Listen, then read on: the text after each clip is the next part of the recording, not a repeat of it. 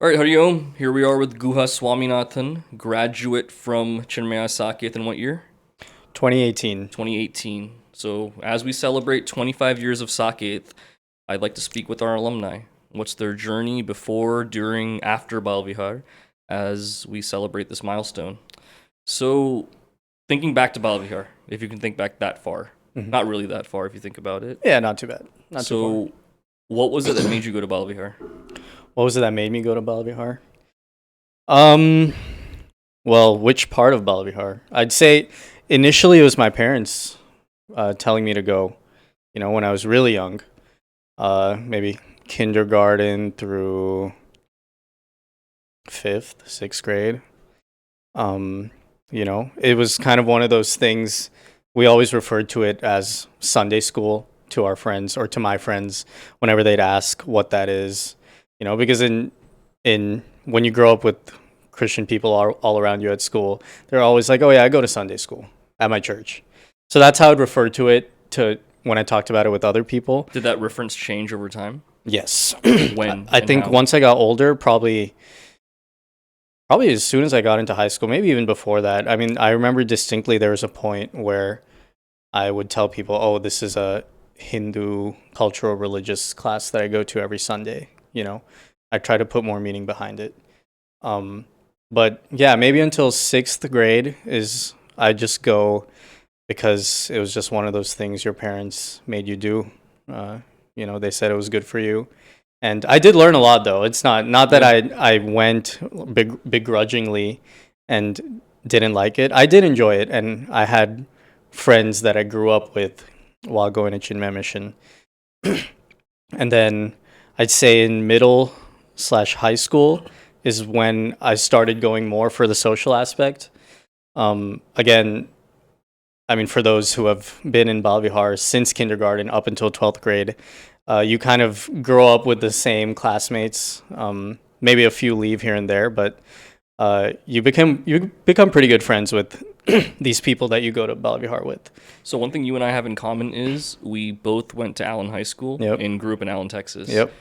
Now, when I was there, a little bit before you, or much before you, predominantly Christian, not Yeah. many Indians or Hindus there. What Yeah. was your experience like going there?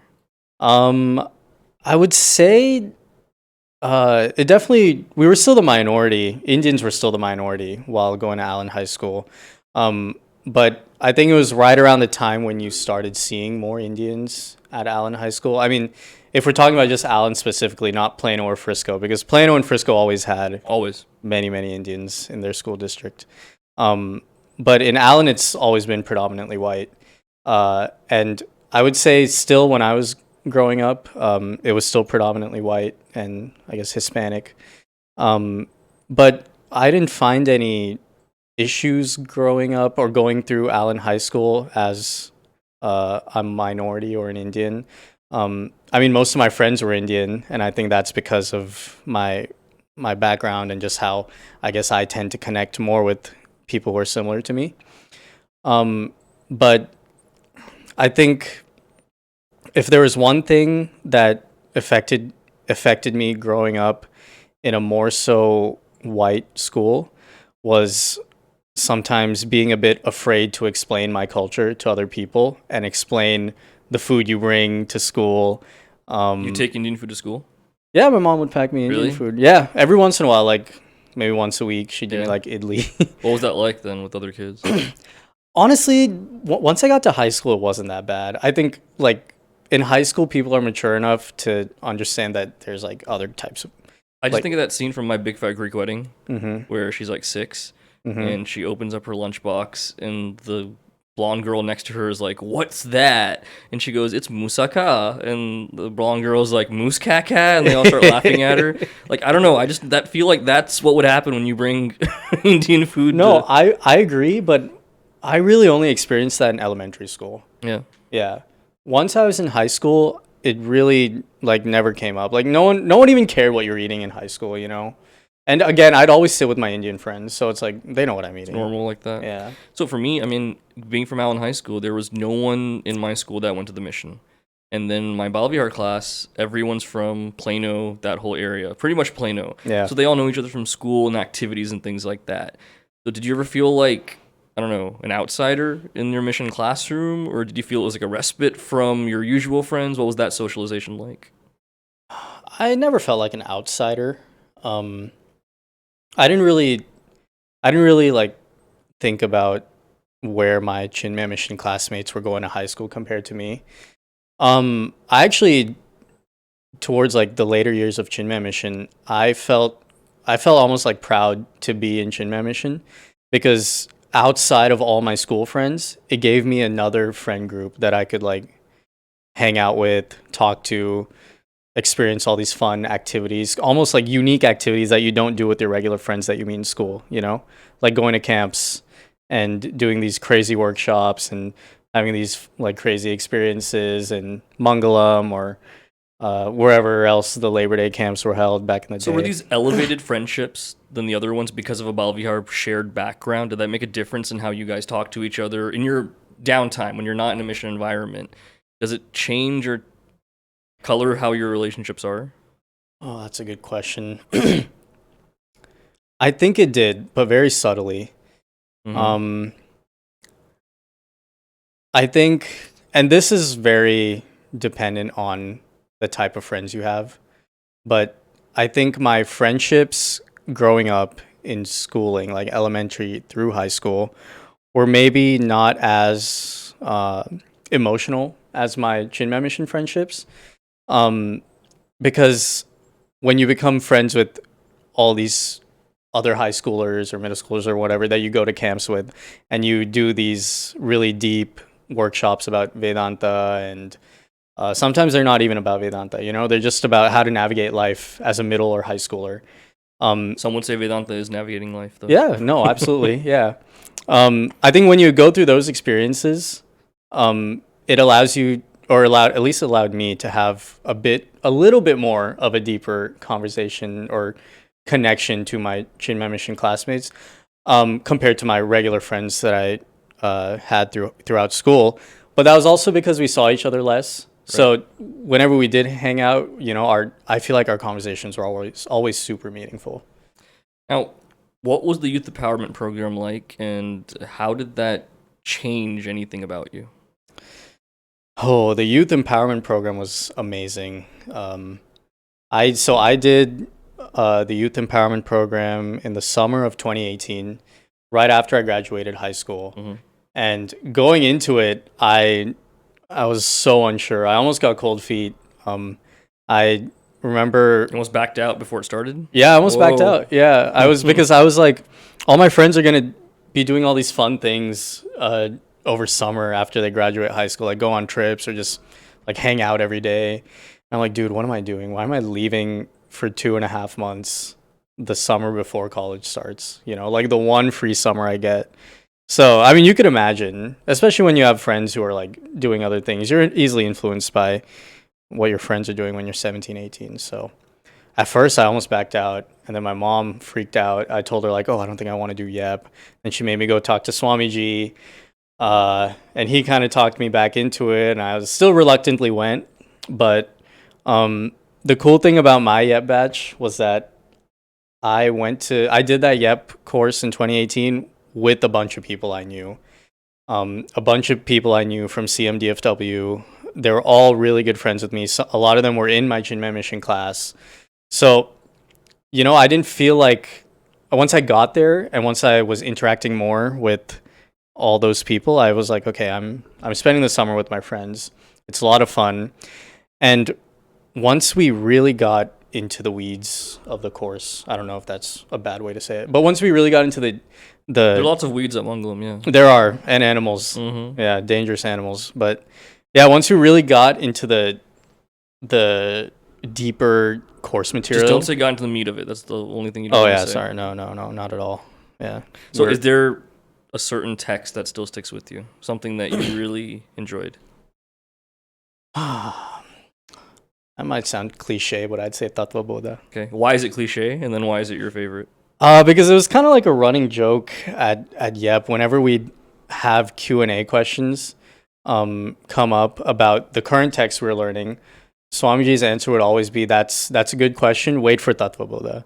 So then we're all like super like we're anticipating Tattva Bodha so much, and for me that's the one that stuck out so much because I think it does at a very high level. It does a really good job of connecting the logic of the Hindu practices uh, to kind of how it's explained in the scriptures, and it kind of explains the science behind Hinduism and uh, the reason for why we do certain practices or the reasons for our different states of being.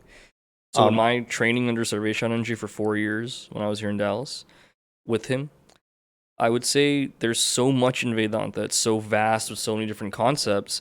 Making one framework that pulls all of it together is nearly impossible to do. It's a painful process. Yeah. Tattva Bodha is that saving grace then. You look at this text, it starts with the qualifications, then goes into the frameworks of thinking, whether it's the three states of existence, whether it's the Panchakosha that we look at, all these different frameworks of thinking, culminating in also Jiva and that Paramatma, and then going into Tattvamasi, explaining each part of that Mahavakya.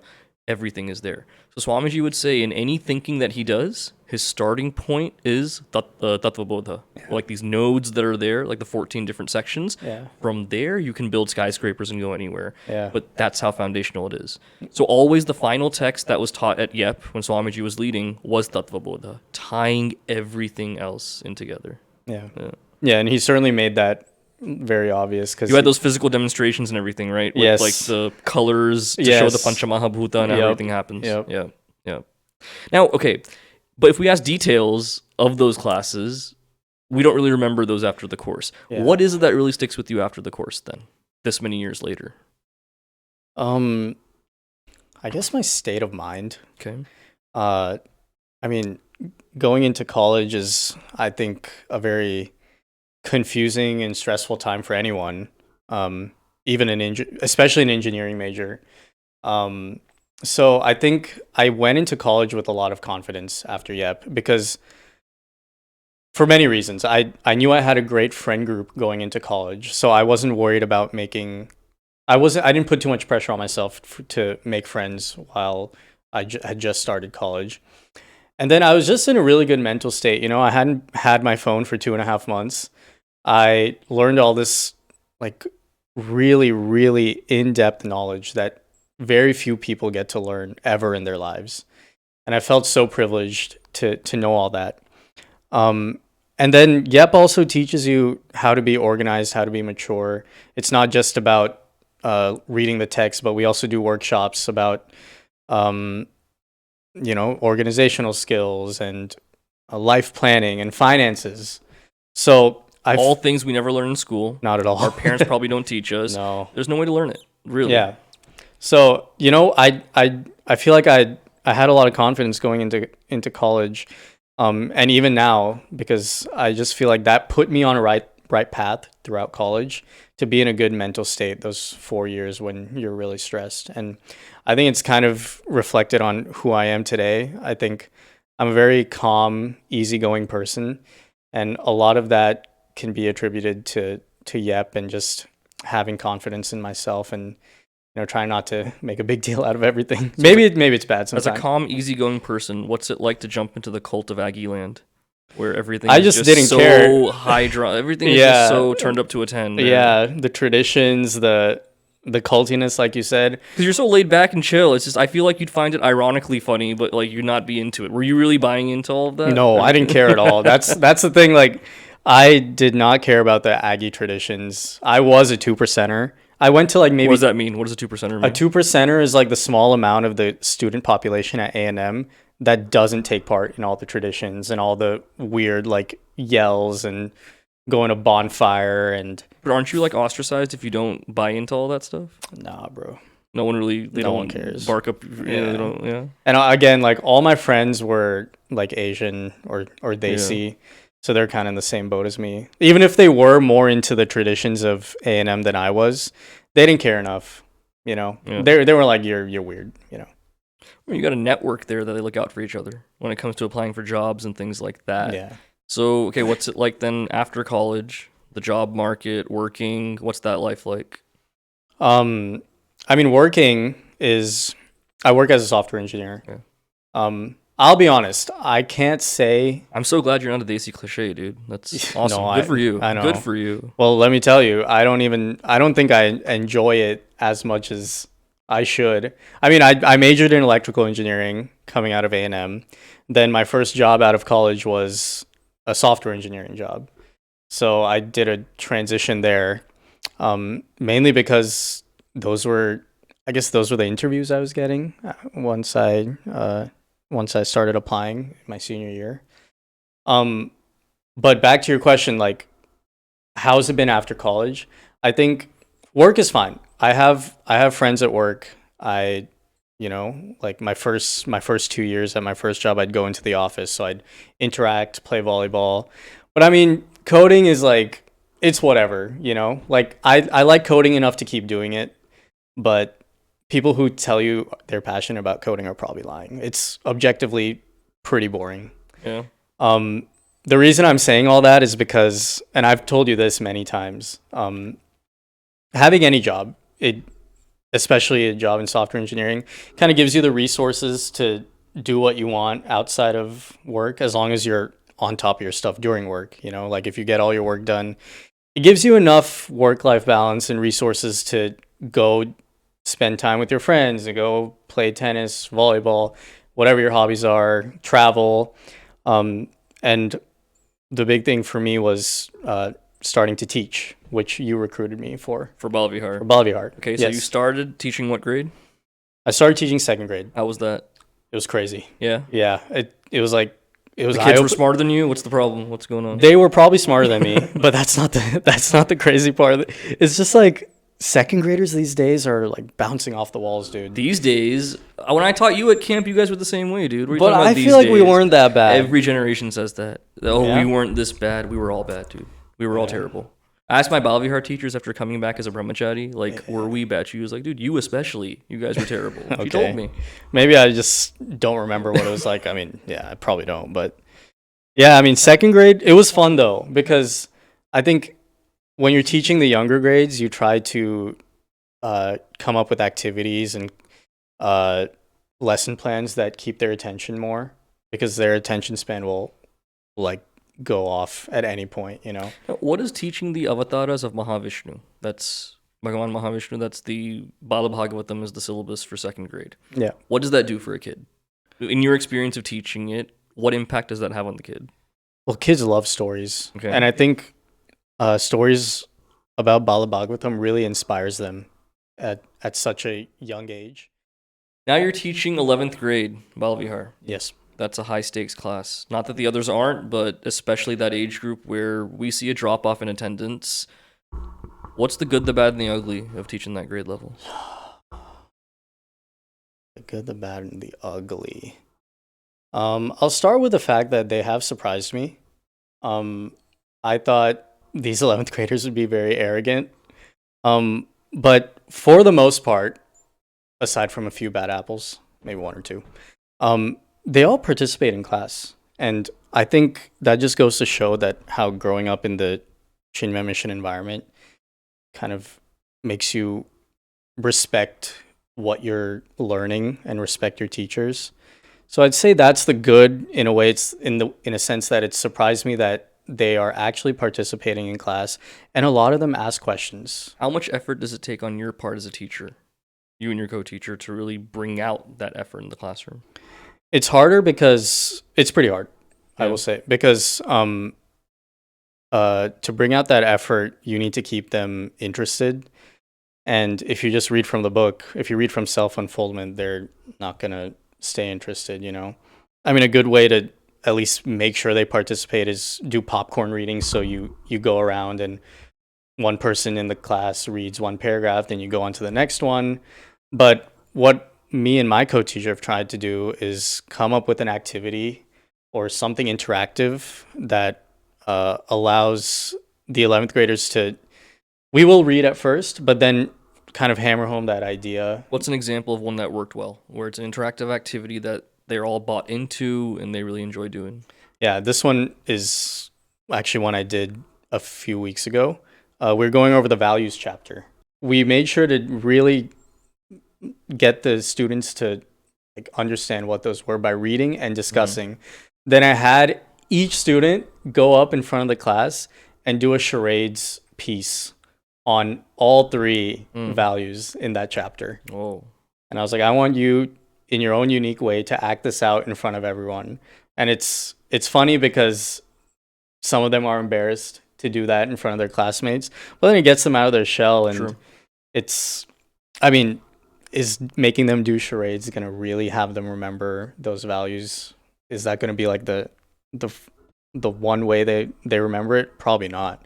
But at least it's memorable for them, and it'll keep them coming back. And then maybe the next class, when we do the next chapter, they'll be more interested in what we're learning. True. And it's easier to remember then. Yeah. So then, if we're identifying ourselves as graduates of CMDFW, what ideally should be those lakshanas, qualities that set us apart from someone else? What should be like, okay, they went to CMDFW, we can tell. What should it be? So I actually have a funny story. Okay. That's kind of related to this. I have two friends who are both in med school right now, and they are on a dating app, and they are currently seeing / just casually going on dates with these two guys who I know, and they know I know them because they checked my following list on Instagram. So before they went on their first date with both of them, they both texted me on the same day. Your generation stalks a lot of people. That's Yeah. just It was crazy how this happened. They both texted me on the same day. Like, oh, what do you think of this guy? Is he cool? And I was like, I mean, both of these guys had gone to Chinmay Mission. I think they're both a year older than me. And I was like, I love this guy. You know, I won't say names, obviously, but Thank you. I'm like, yeah. We'll bleep it out even if you do. Yeah, I'm like, I've talked to this guy so much. I've done workshops. I've gone to Labor Day camps with him. Yeah. This is a really nice guy. I think you're really going to like him. And it was funny because both of those people who were going out on those dates told me afterwards, they're like, they asked me, how do you know these two guys, or how do you know these people? I'm like, oh, I know them through Chinmay Mission. And they said, wow, Chinmay Mission is really producing like high quality guys, you know, because I guess their experience in guys has not been great. Especially if you're on a dating app. I've never app. heard this angle before. That's actually pretty refreshing to hear. Yeah. Wow. It was. I mean, I'm not making this up. This is real. This happened like last week. Yeah. Actually. That's awesome. So, I think there's kind of this stigma, which maybe it's a little true, about ABCD boys and girls who grow up here and they're kind of one and the same. You know what you expect from them. Right. They're kind of in tune with their culture, but they more so just talk about it to make them seem unique. So not that we teach guys how to date in the mission. That's not at all. I'm not saying How is that manifesting then? How did this come out the way just it did? Being they're respectful. They're nice. They try to create a genuine connection with you. Okay. You know, they know the importance of dating and relationships, and they know the importance of creating good relationships, which they've probably had so much experience doing while in Chinmay Mission. And they have really good values inculcated in them growing up in such a, I guess, wholesome environment, an environment that teaches you good values. It's a safe, supportive environment. That's what we try to make it, where no one feels singled out for any reason, and you're celebrated for your wins. You are comforted with your losses. That's what I felt during my whole time. Now, one big feature we have of CMDFW that's unique to our center is every week you have a class performing on stage. Yep. So what's your funniest, wildest, most embarrassing stage moment you've had in your life? Probably just forgetting my lines. I think it was 6th grade. I don't even remember I can't remember right now what the topic of the play was, but I remember just completely forgetting my lines on stage at Saket. And then I hear one of my classmates off on the side room being like, Guha, you forgot your lines. No. And like she said it so loud that the rest of the stage, or like the rest of the audience, could hear it. Oh, good. Nice. It kind of like drowned out the awkwardness, I guess. And then my teacher like whispers from the side room, like, oh, like he whispers my line, like, oh, say this. And I'm like, okay, I get back on track. So yeah, I mean, just forgetting my lines is kind of embarrassing. But the plays are always fun. I think, especially when you're younger, when you when you're going to class leading up to that play, it's always fun because you get to think of a script, act it out with your classmates. It's more than just your teacher lecturing you. So that was always a fun time. So those are bonding experiences that keep it going. Now, we have high school hangouts and camps for the high schoolers specifically because that's the time where they're too cool for Bala Vihar. So in a way, making Bala Vihar cool again, I'm not going to make a hat saying that, but making Bala Vihar cool again is what we have to do to really retain them. Mm-hmm.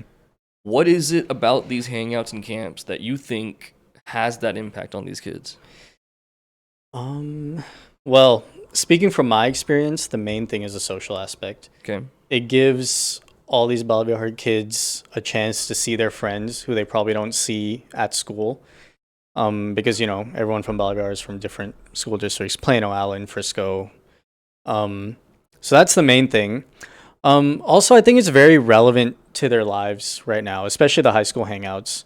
I think the most relevant one we've done recently is the dating and relationships.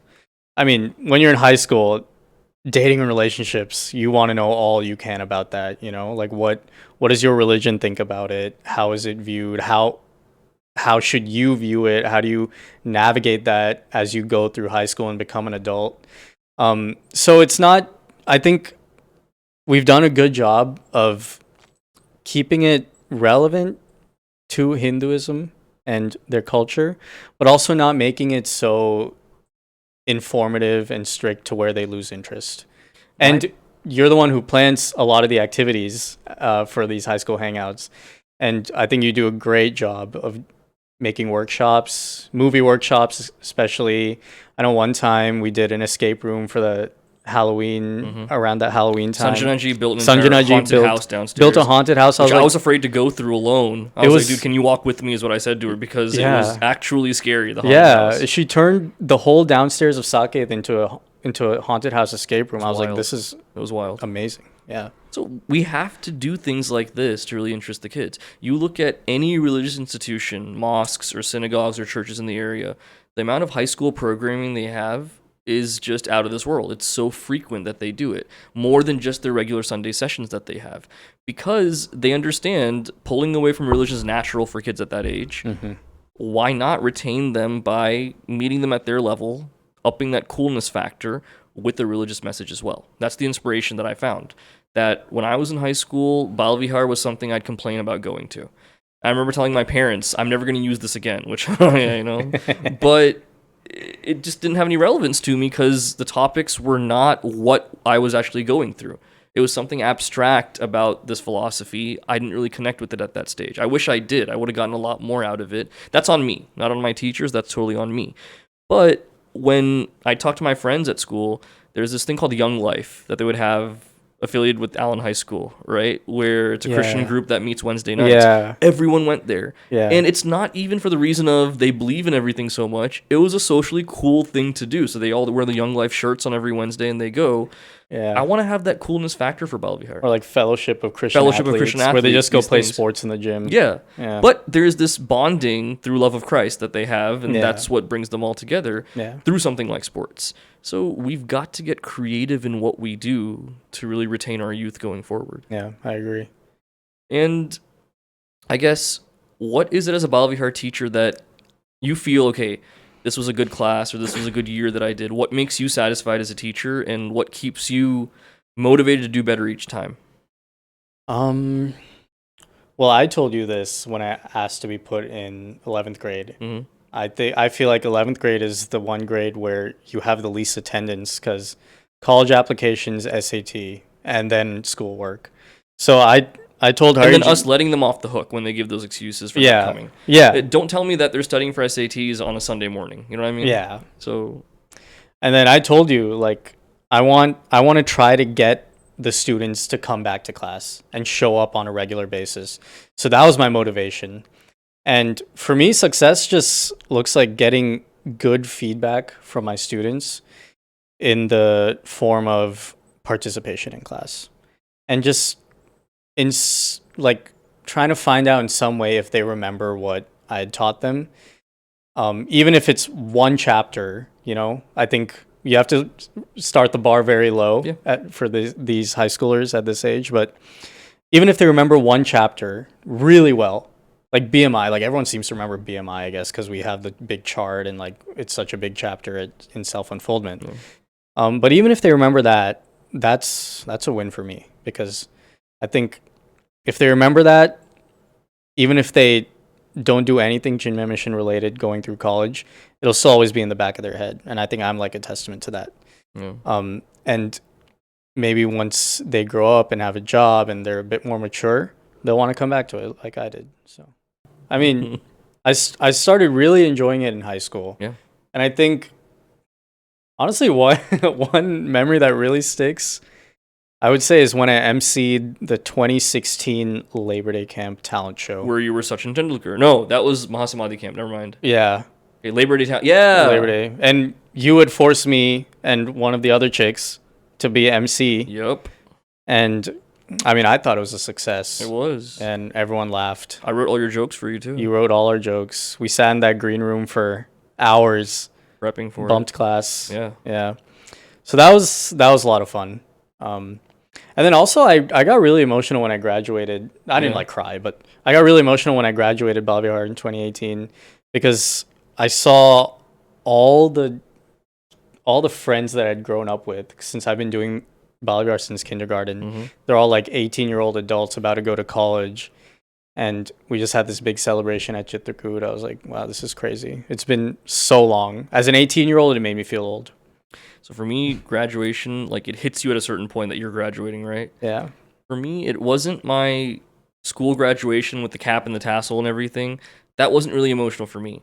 Graduating Bala Vihar that day, that's when it really hit me that, oh my God, I'm graduating. Yeah. To me, somehow, that was more of an achievement rather than the school graduation. That's more memorable for me. Yeah. And we had it in the sessions back then, like it is now.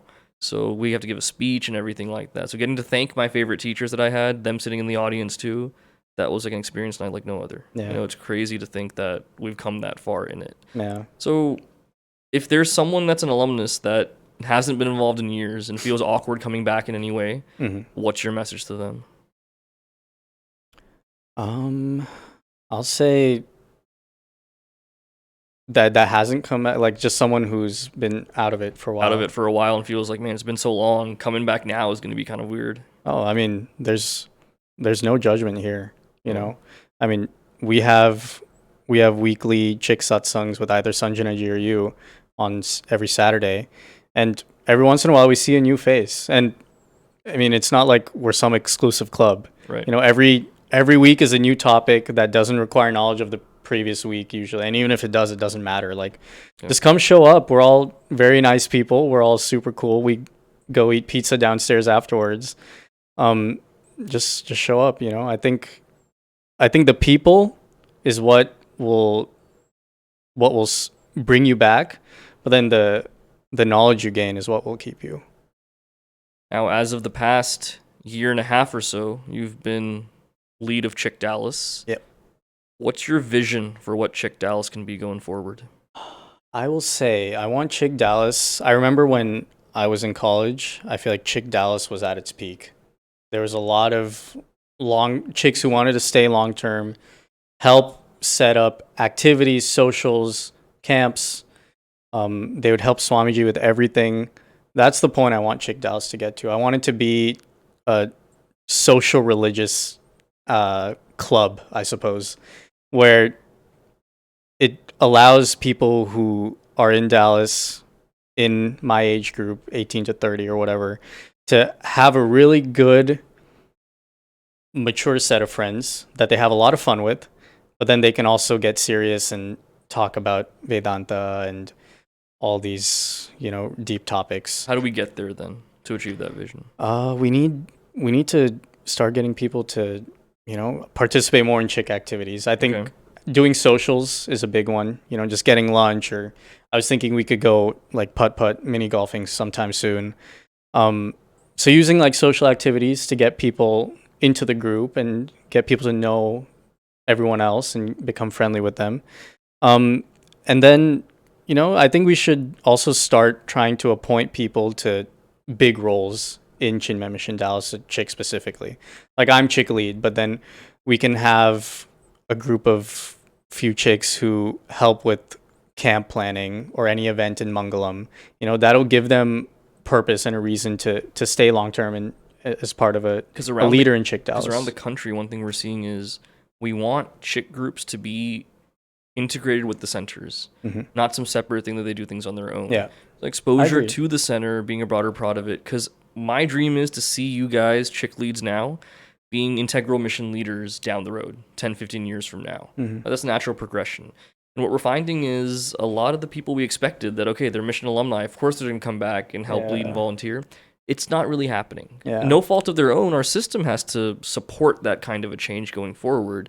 So that's my dream, that eventually our chicks cross over into mainstream mission seva, so to speak. And that connection has to be forged. And I think our camps are one way of doing that. So are our hangouts and everything. We have so many chicks who are teachers right now. That's a big push that we wanted to have. Lots of chicks teaching Bala Vihar, given that they connect with them.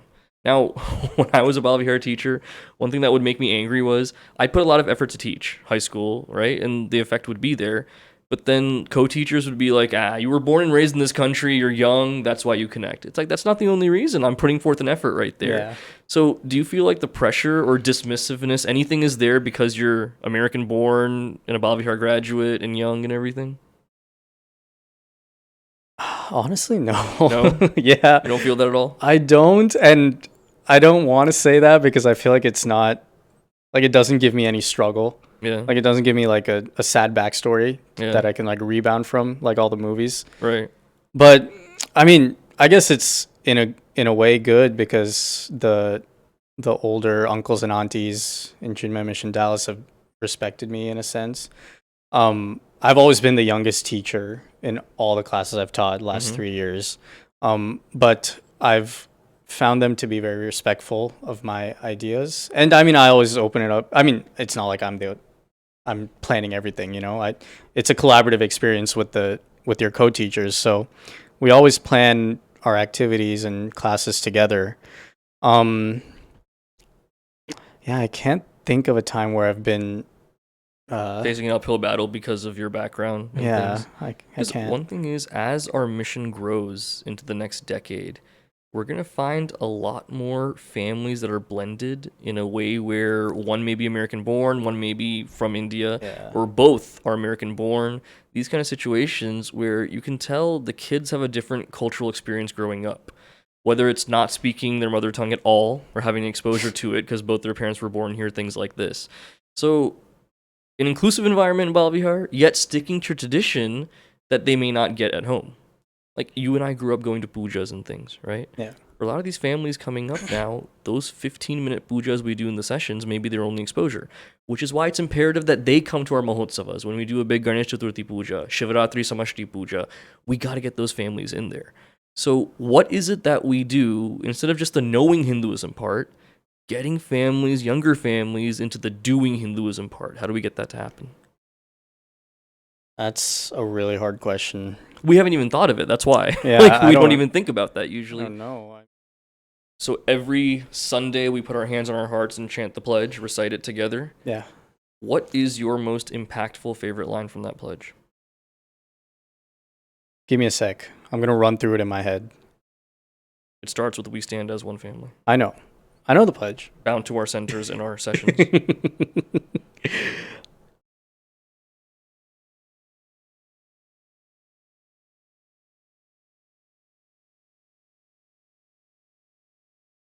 Producing more than what we consume and giving more than what we take. Okay. That was always like the bar that I love saying in the pledge. I was like that's like the favorite peak. The favorite bar that you drop right there. So why that line? I mean, it's just, I think a big part of it is when you're saying it with the whole assembly, you really feel like a big family, a big community saying it together. And you realize the power that all these people can have on your center, your city, society. And having that much power, but, using it responsibly. Good old Spider-Man line for you. Channelizing it. Yeah. All it is. Giving more than what you take. And I think it just goes to show that, you know, even though you have all this strength in numbers, all these, you know, successful people, doing good work with a humble attitude can get you so far. It's just, it makes you feel like really part of your community. You know, it gives you like belonging. That's the beauty of it. Yeah. So then finally, we're celebrating 25 years of Chinmaya Saketh here. For the next 25 years, what is it that you pledge to offer? These are really hard questions. So I got you 25 years, what can I offer? I mean, myself. That's all I can say. My knowledge. I mean, I want to become a better teacher, and I want to pass that knowledge on to people who can become better teachers than me, you know? And I want to be able to provide a catalyst for people younger than me, maybe even people older than me, to grow Chinmaya Mission Dallas and the whole global organization as a whole, in whatever way that may be, whether it's teaching, going to camps, volunteering, um, being a prominent figure in the upper levels of Chinmaya Mission or whatever it may be, and obviously helping you as much as you can. Wonderful. On that note, here's to the next 25 then. Yes. Hariom Guha Hariom. Swaminathan. Thank you.